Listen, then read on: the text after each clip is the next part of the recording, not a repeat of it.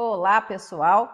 Vamos então adentrar a parte 3 do tema Licenciamento Ambiental, Resolução CONAMA 237. Isso é um assunto longo, extenso, tem muita coisa para falar, então eu resolvi dividir esse vídeo em várias partes aqui para não ficar cansativo para você, e você pode assistir à medida que você vai querendo se aprofundar nesse assunto. Já vou te adiantar, a Resolução CONAMA 237 é fundamental, sem isso você não consegue avançar e entender o que é essa coisa chamada licenciamento. Eu te convido, então, a acompanhar os vídeos aqui conosco.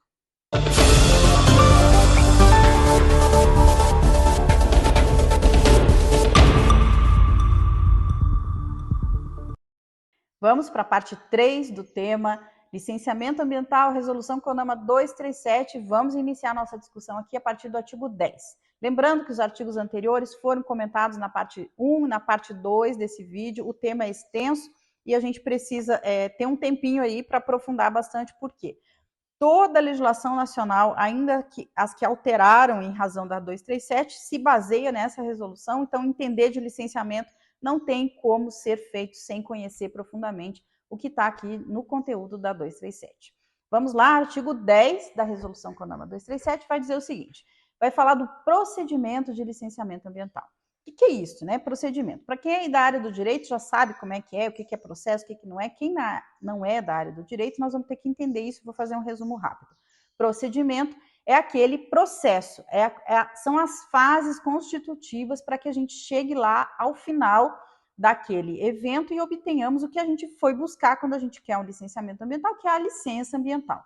Falamos no vídeo anterior das licenças que a CONAMA prevê, licença prévia de instalação de operação, e agora o artigo 10 vai tratar desse procedimento, ou seja, dessas fases sequenciais que devem ser atendidas, tanto pelo empreendedor quanto pelo órgão ambiental, para que a licença possa ser emitida. Então, o que ela vai dizer?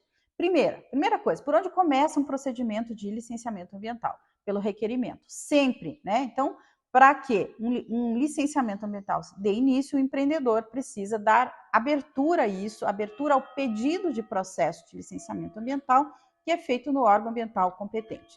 Sobre competência, nós vamos falar mais à frente, quando eu tratar da Lei Complementar 140, por enquanto vamos ficar aqui com o procedimento.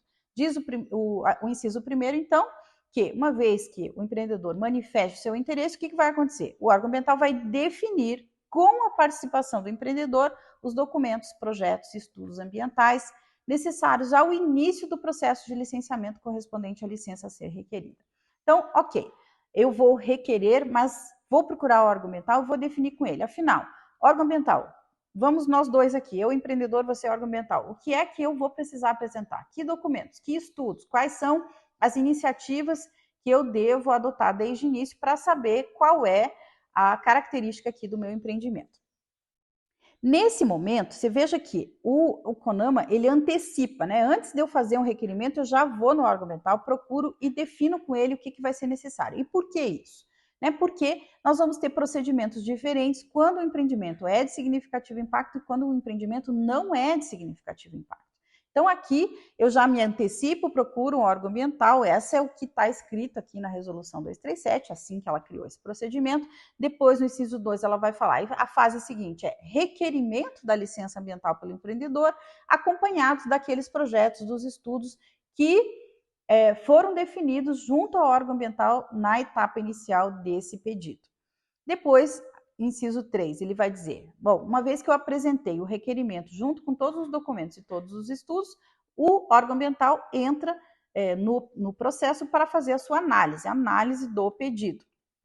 Então, ele vai processar aquela análise, vai realizar as vistorias, está ali no inciso 3, ele vai determinar ali todas as providências que são necessárias e uma vez que ele tenha concluído essa análise, ele pode, então diz lá o inciso 4, solicitar esclarecimentos e complementações uma única vez. Então, isto aqui é bastante importante, né? Uma vez que fica aqui, ele vai e volta e analisa uma parte, daí requer, depois o empreendedor apresenta aquela parte, daí o órgão ambiental vinha e exigia mais um tanto de coisa, a CONAMA tentou dar solução para isso, dizendo, olha, o órgão ambiental analise tudo e faça todos os pedidos que você quer uma única vez. Não fique naquele vai e volta analisando uma parte, depois analisa outra parte, pede mais coisa, e cada vez que o órgão analisa, pede mais alguma coisa. Isso é péssimo para o empreendedor, é péssimo para o procedimento, demora, atrasa, complexifica o procedimento. Então, a CONAMA resolveu que é uma única notificação de pendências ou de complementações nesses processos.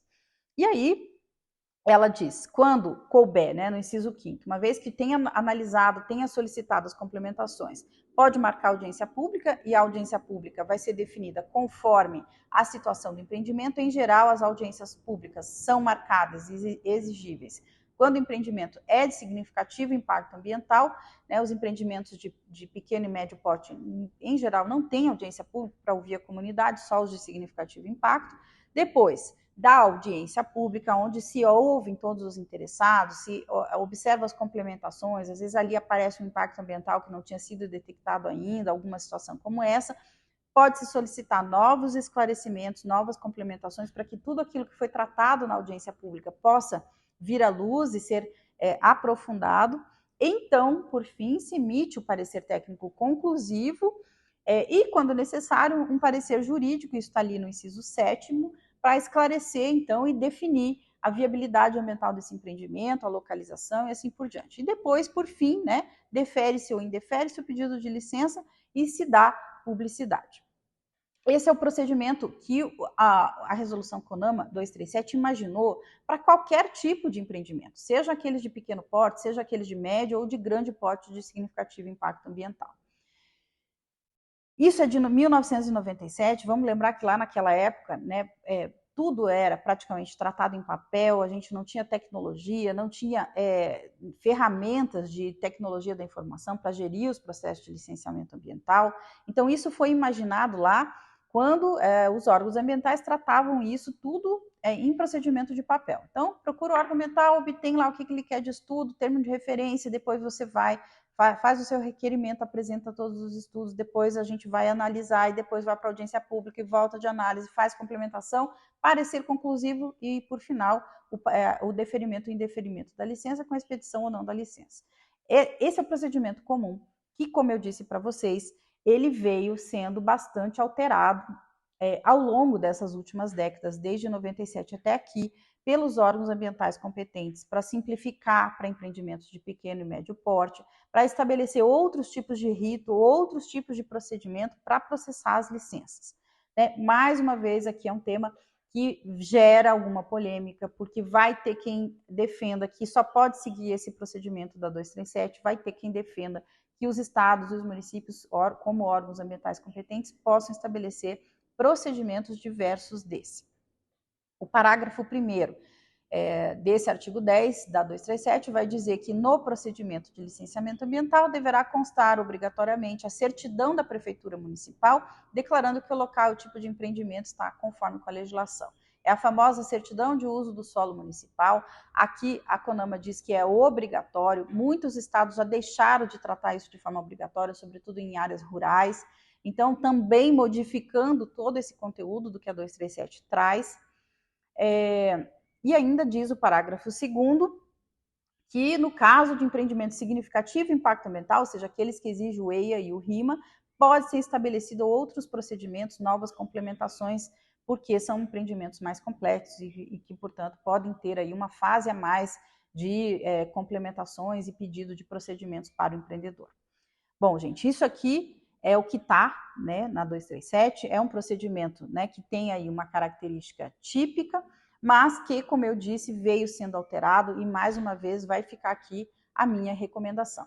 Se você é um empreendedor que está no estado que estabeleceu procedimento diferente, verifique com o órgão ambiental para que você tenha segurança se esse procedimento inovador ele está de acordo com a validade jurídica. Lembrando, para você que não é da área do direito, uma norma, seja ela uma lei, um decreto, uma resolução do Conselho Estadual ou do Municipal, ela tem presunção de validade enquanto o Tribunal de Justiça, ou seja, a justiça que seja competente para processar aquela matéria, não declarar que aquela lei ou aquele decreto ou aquela resolução não tem validade jurídica ou é inconstitucional, qualquer coisa dessa natureza. Então, fica aqui a minha observação. Se o seu estado está exigindo isso, está diferente do que está na 237. Enquanto aquilo está fundamentado numa lei, numa resolução, num ato normativo que tenha eficácia, isso tem presunção de validade, portanto, você está seguro juridicamente para seguir com um procedimento diferente desse que está aqui previsto na Resolução CONAMA 237 de 1997. Vamos lá, então, vamos tratar do artigo 11 da resolução. Os estudos necessários ao processo de licenciamento deverão ser realizados por profissionais legalmente habilitados às expensas do empreendedor. Então, esse era um assunto também que foi discutido muito, sobretudo na década de 80, se quem tinha que pagar esses estudos era um órgão ambiental, uma vez que o empreendedor poderia conduzir ou manipular as informações que fossem constatadas em campo, e aí se entendeu que isso era impossível, que o órgão ambiental não tem como suprir essas informações, e aí a 237 veio resolver essa situação de uma vez por todas. Quem paga os estudos, quem contrata os estudos e apresenta ao órgão ambiental são os empreendedores, e esse assunto hoje em dia ele é pacificado, né, embora haja ainda quem fale que há um comprometimento do resultado, enfim, isso está pacificado, isso não é mais discutível, é o empreendedor a quem cabe custear os estudos e toda a documentação para que essa licença seja expedida. Muito bem. E aí ele diz, né, o empreendedor e os profissionais que subscrevem os estudos, eles têm responsabilidade por aquelas informações que são apresentadas. E aí, gente, a Lei 9.605 de 98, que estabelece os crimes ambientais, as infrações, vai dizer que prestar informação falsa, omissa ou enganosa ao órgão ambiental é crime ambiental e é infração administrativa punível com multa até de R$1 milhão. Então, a lei ela veio com essa característica. Muito bem, você é responsável, você custeia, você, empreendedor, apresenta os estudos para o órgão ambiental. Se for detectado que a informação falsa, omissa ou enganosa no conjunto dos estudos apresentados, você será punido pelo crime e pela infração, além de reparações de dano e assim por diante. Então, é assim que o sistema está constituído. E aí o artigo 12, né, ele vai dizer que o órgão competente poderá definir procedimentos específicos para as licenças observada a natureza, características, peculiaridades. Então, aqui o CONAMA diz o seguinte, olha, há uma margem de abertura para que os órgãos competentes estabeleçam procedimentos diferentes. Então, considerando essa natureza e tudo mais. Isso aqui vem viabilizando boa parte da legislação estadual sobre procedimento de licença, desde que, claro, isso tenha sido constituído da forma juridicamente adequada, ou por lei estadual, ou municipal, decreto, resolução, conforme o que a lei, né, desse ente federado vai determinar como competência a ser definida quando nós estamos estabelecendo um procedimento diferente desse da norma geral do CONAMA, ok? Aí ele diz que poderá ser admitido um único processo de licenciamento para pequenos empreendimentos e atividades similares ou vizinhas, e vai dizer que poderão ser estabelecidos critérios para agilizar e simplificar os procedimentos de licenciamento para planos e programas de gestão ambiental, visando a melhoria contínua e aprimoramento do desempenho. Então, ele vai dizer o seguinte, olha, estados, você pode até estabelecer aí um procedimento diferente, considerando as peculiaridades, se o empreendimento for de pequeno porte, se ele tiver pequeno potencial poluidor.